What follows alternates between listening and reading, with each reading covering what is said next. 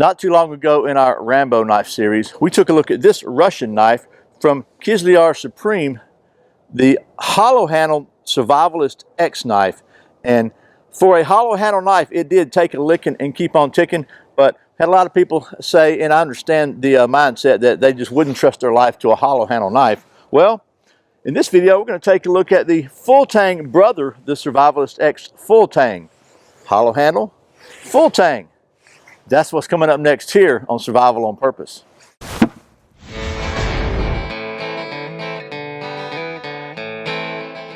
Welcome back to Survival on Purpose, your home for information and gear reviews related to camping, survival, and general preparedness for regular folks. My name is Brian. Thanks for joining me. And as I make this video, it's just a few days before Christmas here in Georgia, and the temperature has dropped to a frigid, probably low 50s, high 40s, which gives me the opportunity to wear what my sons all call my old man hat.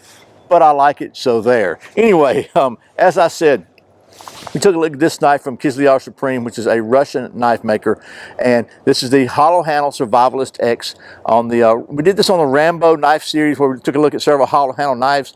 We may be almost finished with that one. I'll put a link to that right up here if you want to check some of those out in case you missed it. But again, a lot of people, said, look, that's cool and all that, but I wouldn't trust my life to a hollow handle knife. And I get it, I really do. I've always said that I think a full Tang knife is my preference as well. So the folks at Kizlyar Supreme also, again, make a version of this knife that is a full Tang. You see, it looks a little bit different. The blade is exactly the same dimensions, the same everything. The only difference is, like where this one, basically the Tang's cut off here and goes down a little further. This one, it just goes all the way through. So what I thought we'd do is we're going to talk about the specs of this thing real quick. Then we'll get to doing some of that knife stuff right after this word from one of our sponsors. This video is sponsored by my friends at Sportsman's Guide, your one-stop shop for all kinds of gear pertaining to camping, survival, and general preparedness. I've been a customer for Sportsman's Guide for a number of years now. I'm happy to have them as a sponsor for the channel. I encourage you to check them out. I think you'll be glad you did. Okay, we're back. So let's talk about the specs of the full Tang knife now. I'm not going to talk about the hollow handle anymore. If you missed that video, you can check out the playlist. I don't want to repeat myself, but this is very similar in most respects. So this knife features a 7.5-inch blade. This particular one is D2 steel. For those of you who are still stuck in that old metric system, and you know who you are, that is 195 millimeters. The overall length is about 12 3/4 inches or 325 millimeters, and the blade thickness is about 3/16 of an inch or 5 millimeters. I'll put the weight right here because I don't have that in front of me, and I'm not going back to the computer to look at it again, but it's a beefy knife. The handle is G10, and as you can see, it's a full Tang handle. It features the kind of a little finger guard here with 2 lashing points there. Also features kind of a pointed pommel, I guess you would call it, with a lanyard hole in there. And then the G10 is held on by Allen screws, which I like, so you can take them off if you need to clean them or do maintenance or whatever. Features a saber grind, and then it's a false second edge on the back here. It's not really sharp. I guess if you wanted to, you could sharpen it. I think that'd be cool, but it kind of gives you just a little better stabability or pointability. And then, like the hollow handle on the back, there's a not quite sharp, but this indentation here. You can see that, and that's really designed for chopping bone and stuff like that, hardwood. A little bit of a jimping here, and then there is a small scale on the back if you need to measure something. So there's that. The sheath is the same as the hollow handle one. It is a nylon sheath with a plastic insert. Has 2 snap closures here, and so it can be let me get that out of the way. Completely ambidextrous, no matter, you can turn it either way you want, it doesn't matter. So if you're lefty or a righty, it's good for you. Goes in, and again, the 2 snap retention straps are very, very well made. They fit really well, and the snaps, try to do this on camera facing away from you sometime. It works pretty well though. So you snap it in there like that. It's got some lashing down the side you can use for a lanyard or a leg strap with a little cord lock on the bottom of it. The plastic is held in by a screw here. Has a Velcro little MOLLE strip on the back that you can use to use it for a MOLLE connection or whatever, to strap it on your pack. There is a both a double snap belt loop closure and a with Velcro, and then it's just a solid slide through loop. So depending on how quickly you want to be able to get it on and off your belt, that works pretty well too. So this is both Velcro and a snap, a little extra retention there. But one thing I wish this sheath had was some kind of pouch on front that you could put a small survival kit or fire kit in. But it does have these two straps here, and it doesn't have a way to loosen this part up. But if you had one of those molly sticks a lot of people make, you could actually stick it down through here and clip it. You can put a pouch on there. So pretty cool there. So that's kind of the specs. Now I will say this again is a D2 version.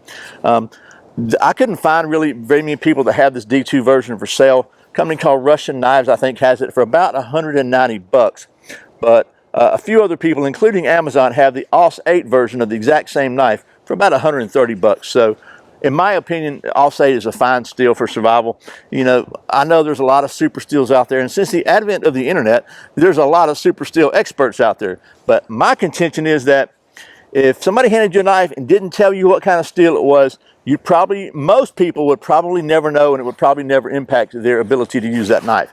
That's just my contention, because I've been using knives for a lot of years, and what people are calling junk steel today, you know, 20 years ago was absolutely the cutting edge of steel technology, and it was great then.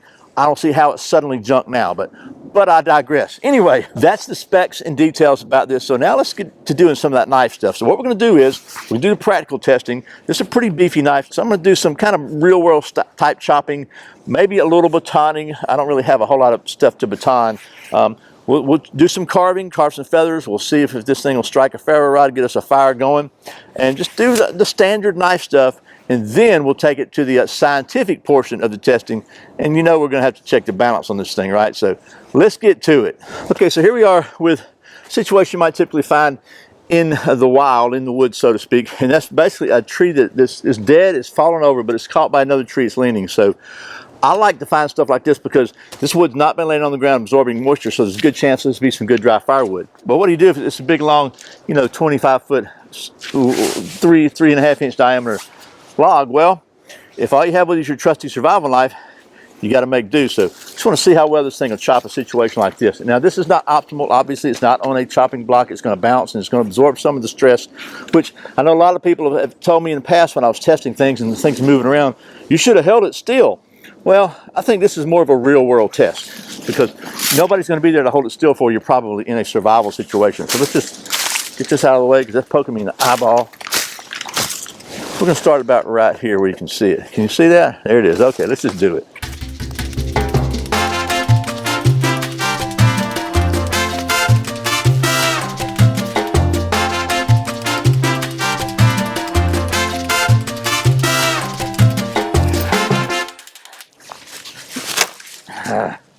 Okay, so that's what I would do in the real world. Now, let me just show you a couple things. First of all, I don't know if you can see right there on my finger, but it's kind of red. That's because, and I'm not wearing gloves, I understand that.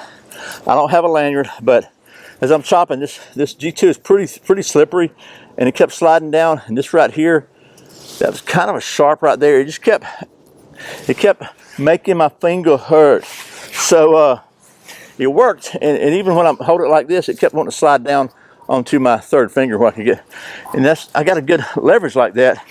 But this thing is so sharp here, it wasn't very comfortable, and it's still kind of red. I don't know if you can see it, but it got the job done, and I think it kept it from slipping out of my hand, which is good. So if I had gloves on, or maybe even a lanyard to cut between here to here, it would probably have not been an issue. But either way, it worked. So I'm going to call that one a success. Okay, since I am a trained professional, I just split a bunch of wood without hitting the record button. So we're going to kind of redo the test. So as I said when you didn't hear it, in a real survival situation, I would have had to chop another piece of wood out of that long one we chopped off just to get something where I could maybe get down into the middle, because it's been raining here, so the outer part of that wood might be damp. But in this case, we're not going to do that for sake of time because I don't want to chop it again. So we're going to take something you might typically find in a wild survival situation, a completely piece of quartered and split firewood. But you can see this is really dry. So we're just going to split this out like so. And we're going to baton this and try to bang the heck out of it, and at least give it some hard whacks. There we go. Now this is admittedly not a really torture test, because this wood is pretty straight grained. You might not find that straight grained wood in the wild, so to speak, but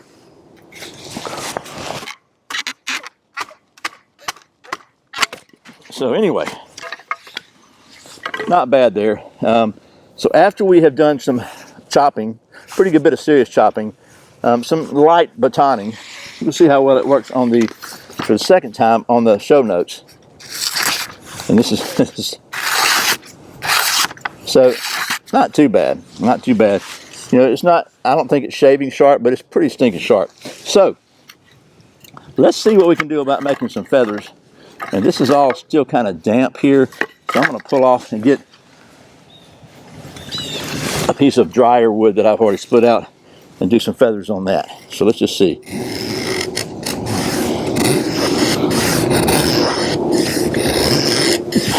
Oh man, it's beautiful.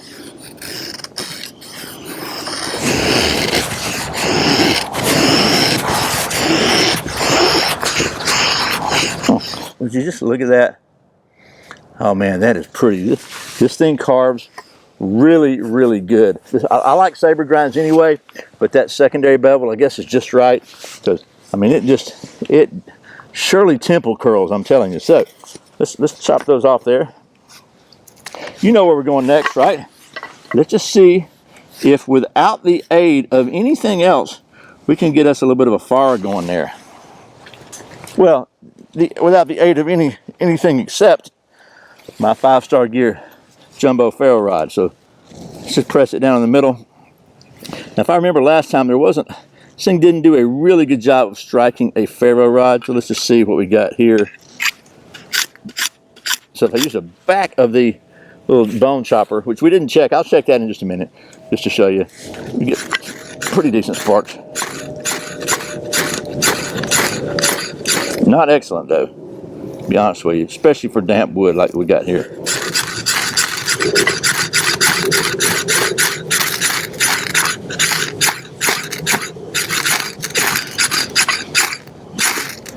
But finally, if it'll burn, come on baby, here we go. Come on, come on.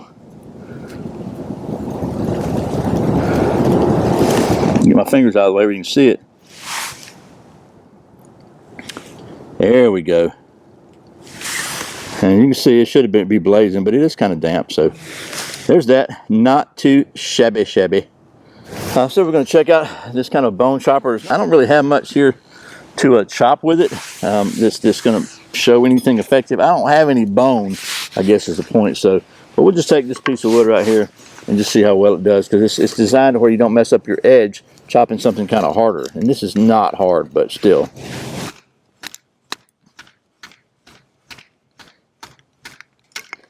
You can see it just kind of mashed its way through. So anyway, that is the I think real world knife testing, but you know I like to get scientific as much as possible here. So okay, so I think the knife did really well on the practical test.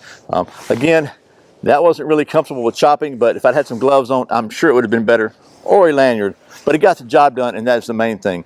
But as you know, here at Survival on Purpose Worldwide Headquarters, we maintain a state-of-the-art, cutting-edge knife testing facility. And one of the tests we always like to put every fixed blade through, especially the full tangs, but we put all the hollow handle knives through this exact same test, is our balance, orientation, and rotation device. So that's what we're going to do right now. Oh, and I got to say, if I remember correctly, the hollow handle, it had a couple of challenges because the front of it is really rounded off, so it's not super pointy. But it wound up passing the test, so let's see how its full tang brother does.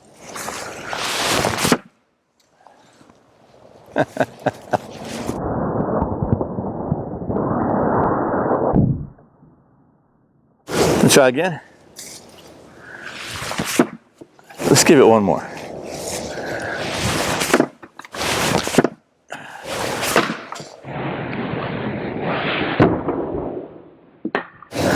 Calibration was way off on that one. You can see it slammed here, and kind of like to do that every now and then just to make sure that it's going to be solid, and it's solid. To be honest with you, the same thing that gave me a little bit of an issue with the chopping is giving me an issue with the balance test, because it's messing up my release, so to speak. It's catching like right there, so it's messing me up.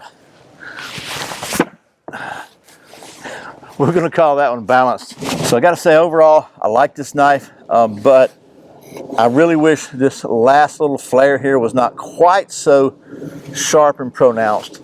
It's probably on purpose because it does give you a good stop there, but the handles, this G10 is kind of slick, so it just wants to slide like that. And from the balance test, it definitely got in my way. Granted, that's probably not the intended design of this knife to be balance tested on a regular basis, but it did okay. And even on the miscalibrations, when it banged pretty hard, no damage or no issues. I really like the edge on this thing. And I got to say, if I had to choose between this one and the hollow handle, I'm probably going to go with this one just because, you know, it's a full Tang knife, and I can always put a survival kit, attach it to the pouch somehow. So anyway, I'd like to say thanks to the folks at Cast Iberia, who are the importers of these knives, for sending me both the hollow handle and this version so I can test them out and show them to you. As always, thank you for watching Survival on Purpose. I put out a new video every Friday and every Saturday, sometimes random videos throughout the week. If you want to make sure you don't miss a single one, I invite you to subscribe to my weekly email newsletter at survivalonpurpose.com/subscribe, where every week I'll send you an email with all the previous week's videos, plus any news, offers, deals, or general ramblings I think you might be interested in. And very, very soon, we're going to have some special news and some special opportunities for the subscribers only to the email newsletter. So you might want to be sure and take advantage of that and check it out. So anyway, you can also click, by the way, the little square box here with the knife in it. That'll take you there too. So I really appreciate your support. Once again, my name's Brian. You're watching Survival on Purpose. Remember, survival's not an accident, so be prepared. I'll see you next time.